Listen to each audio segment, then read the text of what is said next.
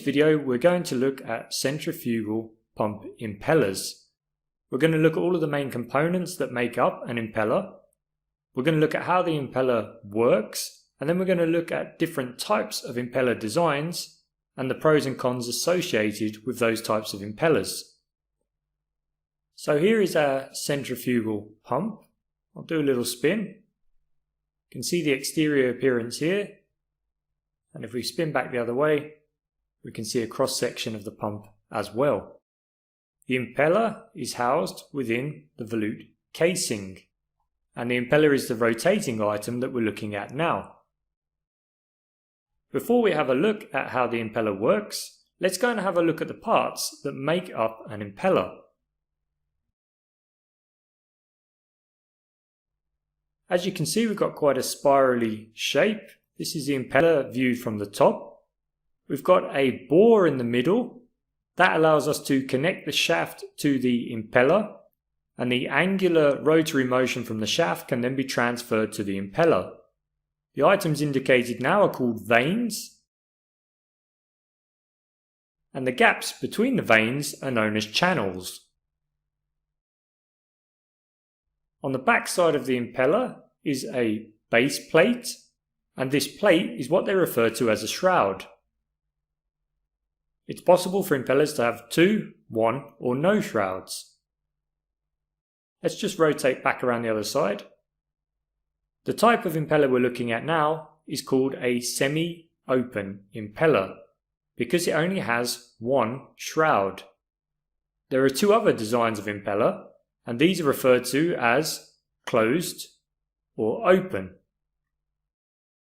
We're going to look at these different designs later in the video.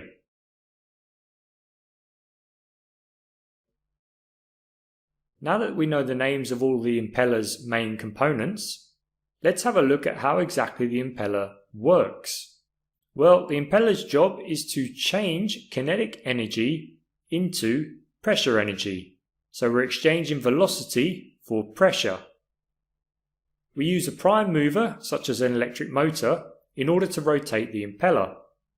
The impeller rotates within a fluid, and as it does so, it creates a negative pressure around the impeller eye, which is located at the center of the impeller. This negative pressure draws the fluid into the impeller. Because the impeller is rotating, the fluid is thrown outwards radially due to the centrifugal force that's imparted on it from the impeller.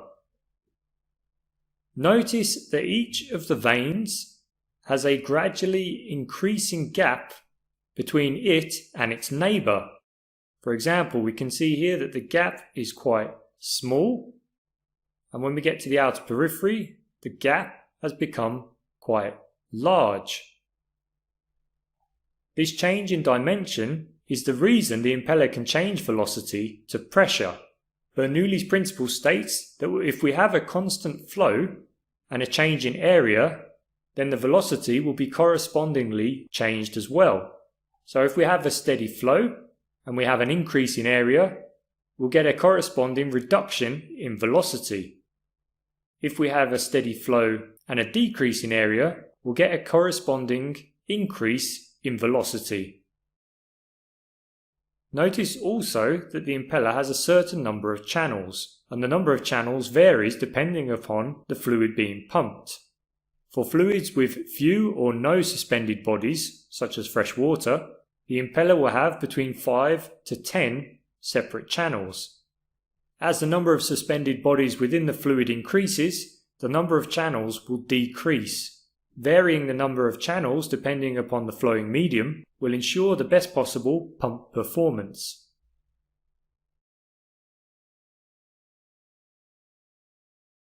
Once the fluid leaves the impeller, it's going to be discharged to either a volute casing or a diffuser, both of which help convert more of that kinetic energy into pressure. Let's now have a look at the different impeller designs.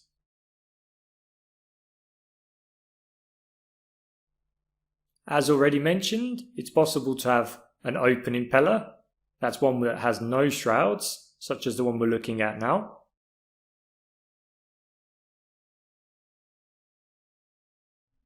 A semi-open impeller which has one shroud,